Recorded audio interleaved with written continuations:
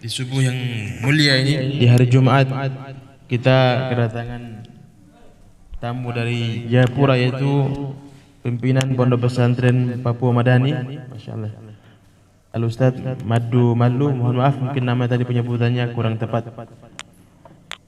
Ya, Madu Malu ya, Masya Allah. Alhamdulillah. Sedikit informasi Ustaz, kami ini kegiatan ngopi ngaji ini belum lama juga kita buat, kurang lebih ya 3 atau 4 bulan ya kurang lebih.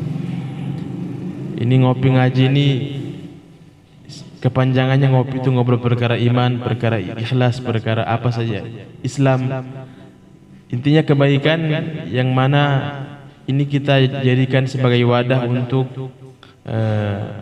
bisa menuangkan kebaikan-kebaikan dalamnya. Mungkin Ustadz dengan jamaah, pengurus dengan jemaah, sebenarnya ini bisa jadi tempat untuk kita saling sharing, saling tukar pikiran, tukar pendapat, tentunya tentang hal-hal kebaikan yang manfaatnya kita semua insyaallah akan dapatkan, bukan cuma di dunia tapi lebih-lebih nanti di akhirat. Maka di sini kita mendapatkan 2 sekaligus, siraman rohani, yaitu dengan nasihat-nasihat kebaikan, ada juga nanti ada untuk jasmani, yaitu untuk ada kopi, ada juga makanan yang disiapkan oleh ibu-ibu Jumat Berkah, Masya Allah. Ada yang Masya Allah setiap Jumat beliau dan kelompok apa namanya itu ibu-ibu Jumat Berkah ini satu lembaga yang membuat sarapan ini secara gratis, Masya Allah.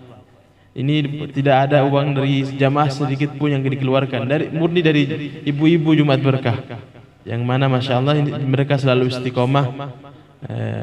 Setiap Jumat subuh mereka selalu sediakan minimal kopi atau teh dengan makanan-makanan ringan, kemudian juga kadang juga makanan-makanan berat. Untuk itu Masya Allah Ustadz, ini sedikit informasi dari kami. Kami berharap di kesempatan yang mulia ini Ustadz bisa memberikan nasihat, wasiat kebaikan yang bisa kita ambil hikmahnya, yang kami bisa ambil pelajaran dan bisa diamalkan dalam kehidupan kita sehari-hari. Mungkin begitu sedikit informasi dari kami Ustadz. Tafadhol, silakan Al Ustadz. Terima kasih. A'udzubillahi minasyaitonir rajim. Bismillahirrahmanirrahim. Assalamualaikum warahmatullahi wabarakatuh. Alhamdulillah.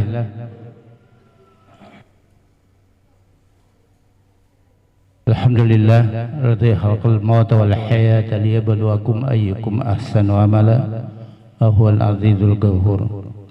Asyhadu an la ilaha illallah wahdahu la syarika lah wa asyhadu anna Muhammadan abduhu wa rasuluh. Allahumma shalli ala Muhammad. Rabbi shrah li sadri wa yassir li amri wahlul 'uqdatam min lisani yafqahu qawli.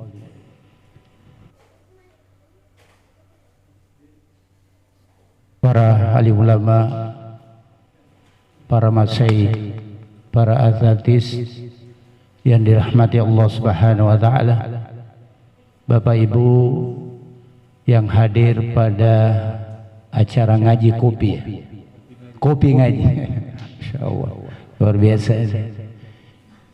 Saya teringat di salah satu masjid di Jogja, Jokokarian. Kemudian di Sumatera itu ada juga kurang lebih sama ininya programnya. 24 jam itu hidup di masjid itu gitu. Walaupun sebenarnya masjidnya sangat sederhana.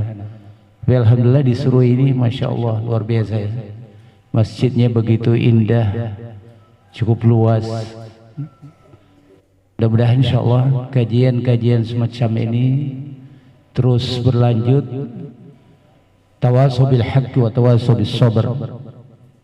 Ini yang selalu kita gaungkan sehingga insya Allah pengetahuan kita semakin bertambah ya, walaupun sedikit gitu, sedikit demi sedikit insya Allah kalau rutin bisa menambah ilmu kita juga berislam itu. Bapak Ibu yang dirahmati Allah Subhanahu wa taala, sebelum saya mengemukakan beberapa hal. Mohon maaf, saya memperkenalkan diri saya dulu.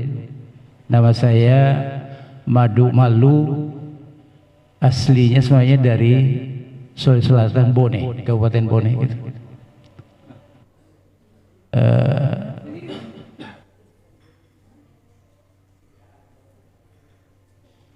Alhamdulillah sekarang ini diamanai sebagai Ketua Yayasan Al-Barakah Abipura.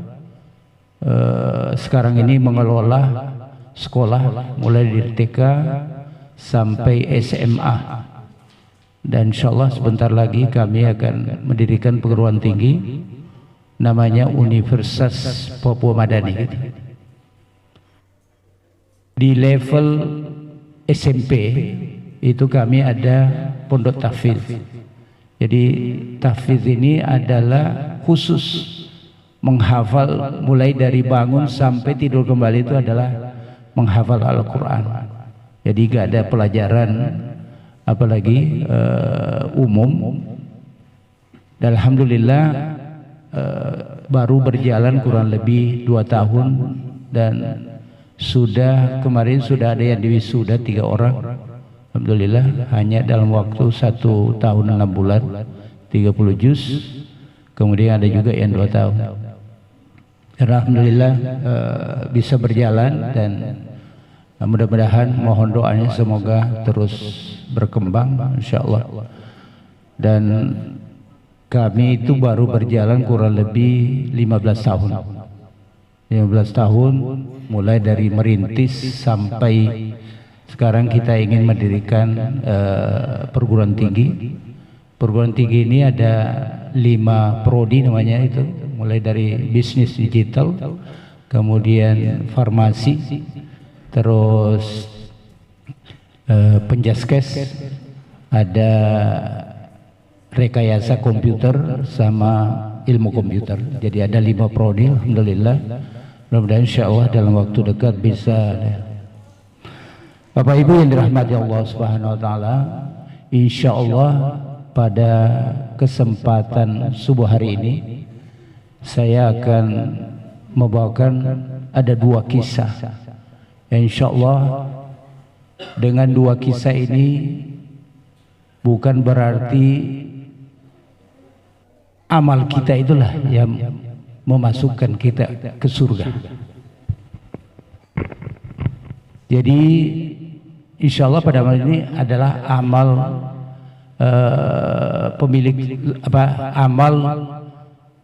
penghuni surga. Bapak Ibu rahmati Allah Subhanahu wa taala, kisahnya yaitu di majelis Rasulullah SAW. Tiba-tiba Rasulullah mengatakan kepada para sahabatnya, ya kumpul kurang lebih semacam inilah barangkali. Tiba-tiba Rasulullah mengatakan, sebentar lagi akan datang penghuni surga atau calon penghuni surga.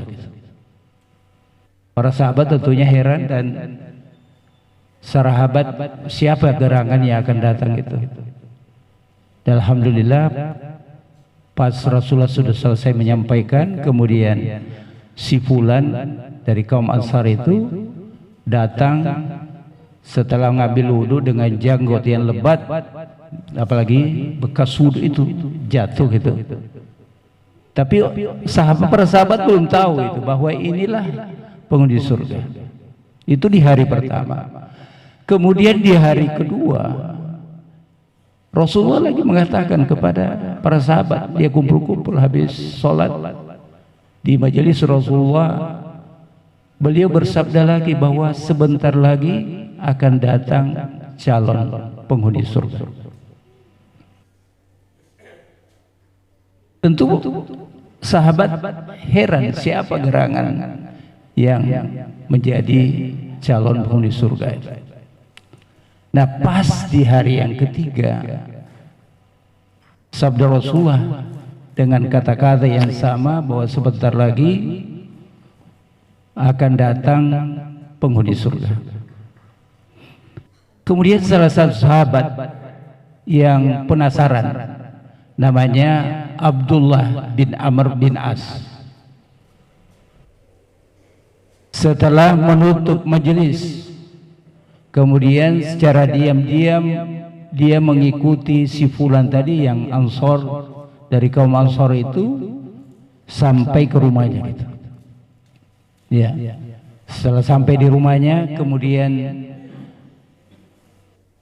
Abdullah bin Amr bin As mengatakan kepada si fulan tadi, kita panggil si fulan saja,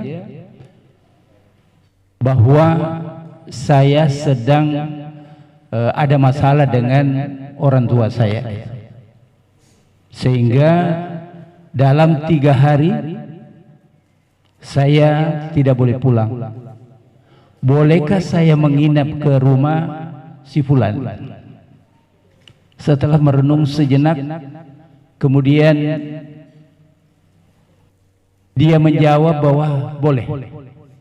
Alhamdulillah, dia mengikuti apa gerangan si fulan sampai Rasulullah mengatakan dia ahli surga.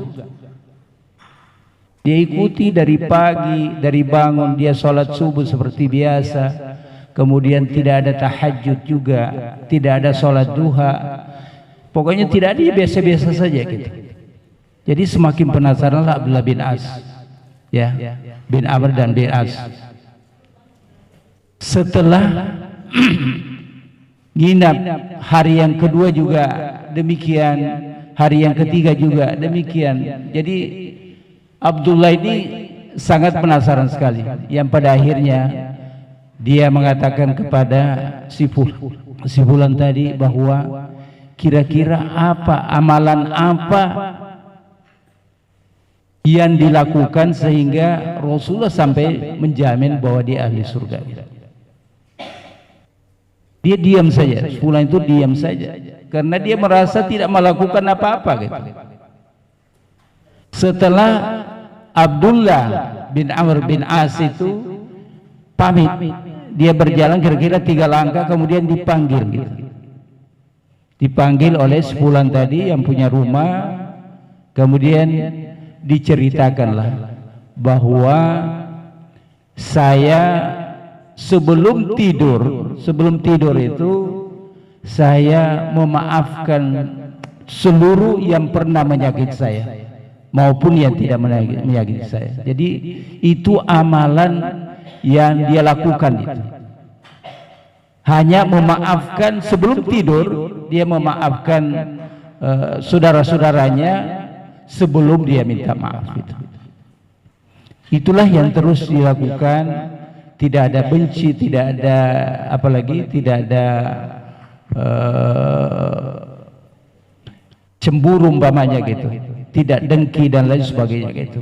Itulah kira-kira setiap hari, sehingga pada waktu itu Abdullah bin Amr mengatakan kira-kira inilah yang apalagi yang menyebabkan Anda itu sebagai calon penghuni surga. Itu kisah yang pertama. Kemudian kisah yang kedua, Rasulullah bersama para sahabatnya itu mengikuti peperangan gitu. Ya biasanya Rasulullah itu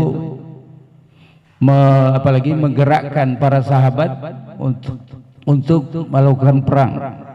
Ada salah seorang di antara apalagi sahabat itu yang baru masuk Islam, kemudian dinikahkan oleh Rasulullah SAW. Nah, pada malam pertama ada perintah Rasulullah untuk ikut perang. Sementara si fulan tadi yang baru nikah itu dia junub di malam hari, namanya pengantin baru. Ya, dia junub, kemudian belum sempat dia mandi junub, karena ada perintah Rasulullah, dia segera lompat kemudian mengikuti para sahabat juga untuk berperang. Singkat kisah, terjadilah peperangan dan si fulan ini syahid. karena dia meninggal pada waktu peperangan itu. Nah, setelah selesai peperangan, kemudian Rasulullah para sahabatnya itu memenangkan peperangan itu, kembali. Setelah kembali, kemudian dia mencari si fulan. Si fulan kemana gitu? Para sahabat menjawab, si fulan itu syahid. Sehingga Rasulullah SAW memanggil para sahabatnya untuk mengantarkan ke tempat si fulan, apalagi syahid. Kemudian Rasulullah berdoa kepada tadi yang syahid. Dia berdoa dengan para sahabatnya, dan di akhir doanya itu setelah selesai berdoa dia mengatakan, kalau mau melihat ahli surga adalah si fulan. Nah, dari dua kisah ini menandakan bahwa sebenarnya bukan amal kita itu yang membuat kita bisa masuk surga. Ya. Coba kita telusuri, kita punya amalan. Mungkin yang paling besar amalan kita itu adalah sholat 5 waktu. Dan sholat 5 waktu itu paling khusyuk barangkali. Mungkin paling lama antara 5 sampai 10 menit. 5 sampai 10 menit selesai sholat. Sekhusyuknya kita itu, yaitu tadi gitu. Artinya kalau 5 kali dalam sehari itu 10 menit setiap sholat, berarti kita punya berhubungan dengan Allah, berkomunikasi dengan Allah Subhanahu wa Ta'ala itu 50 menit. Taruhlah 1 jam. 1 jam. Sedangkan Allah memberikan waktu kepada kita itu kurang lebih 24 jam. 24 jam.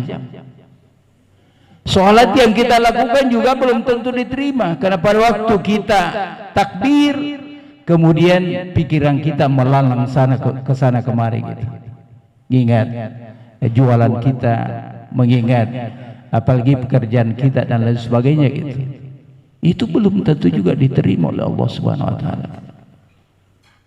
Ya, seperti kisah tadi itu, dia baru masuk Islam, kemudian dia junub, kemudian dia mengikuti perintah Rasul.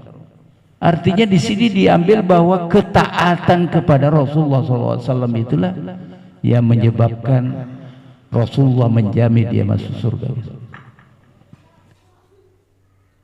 Bapak Ibu yang dirahmati Allah Subhanahu wa Ta'ala, itu menandakan bahwa sebenarnya amal kita itu bukan itu, tapi rahmat Allah Subhanahu wa Ta'ala yang membuat kita masuk surga.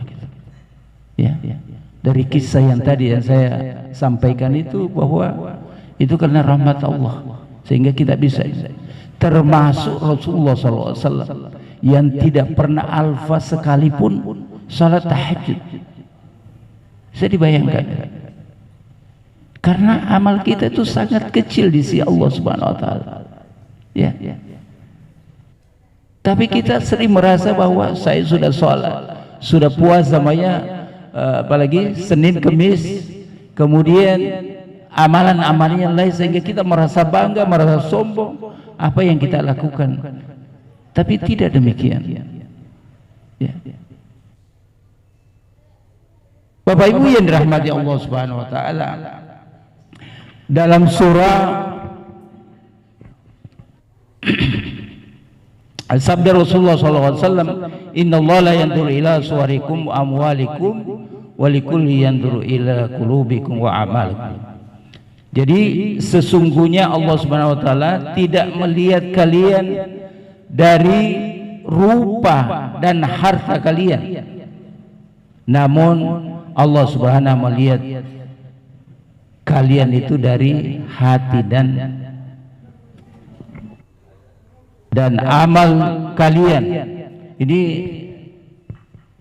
hadis ini diriwayatkan oleh Muslim, bahwa harta atau amalan seperti yang kita sudah lakukan itu bukan itu, tetapi tadi kita menghadap ke Allah Subhanahu wa Ta'ala dengan qalbun salim, dengan hati yang suci.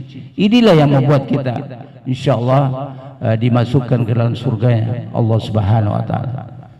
Bapak Ibu yang dirahmati Allah Subhanahu wa taala, kita ingin mengatakan bahwa bukan berarti kita tidak boleh beramal, tetapi amal itu dijadikan sebagai support, sebagai semangat untuk melakukan sesuatu, sehingga insya Allah dengan kerja keras kita itu, Allah melihat bahwa betul-betul kita bekerja untuk mencapai keridhaan Allah Subhanahu wa taala. Inilah yang membuat apalagi kita menjadi atau calon penghuni surga gitu. Ya, dua kisah itu memberikan pelajaran kepada kita bahwa dengan hati yang suci, dengan hati yang bersih, insya Allah itu memberikan semangat kepada kita untuk senantiasa bagaimana supaya kita beramal semata-mata untuk mencari keridhaan Allah Subhanahu wa taala.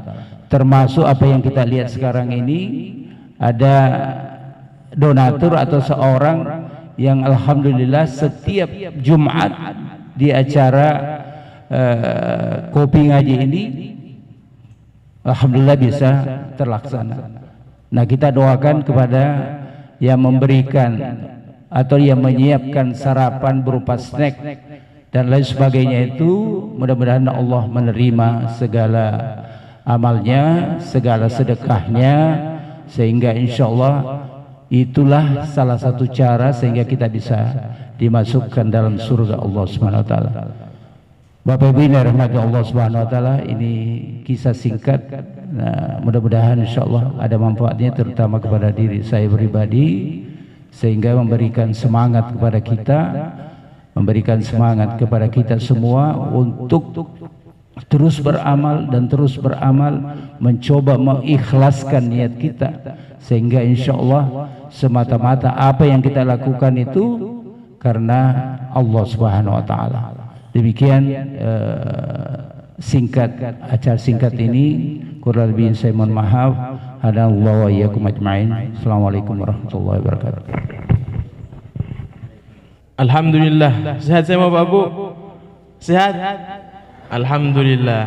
Sudah kita dengarkan nasihat-nasihat dari Al-Ustaz Madu Malu. Semoga dengan nasihat yang singkat ini, wasiat-wasiat yang beliau sampaikan, kita bisa amalkan dalam kehidupan kita sehari-hari.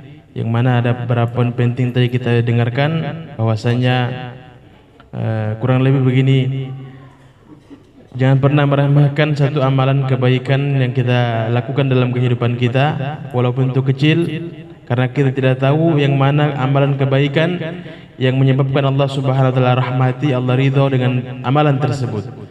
Kemudian karena dalam surah Al-Mulk yang sering kita dengar juga, alladzi khalaqal mauta wal hayata liyabluwakum ayyukum ahsanu amala. Jadi Allah menciptakan kita ini di atas permukaan bumi ini, menciptakan kematian, kehidupan ini untuk menguji kita siapa yang paling baik, ya, paling baik amalnya, bukan paling banyak amalnya. Jadi ahsanu amala bukan aktsaru amala. Jadi bahasa Al-Qur'an itu ahsanu, karena amalan terbaik itu yang tahu hanya Allah Subhanahu wa taala.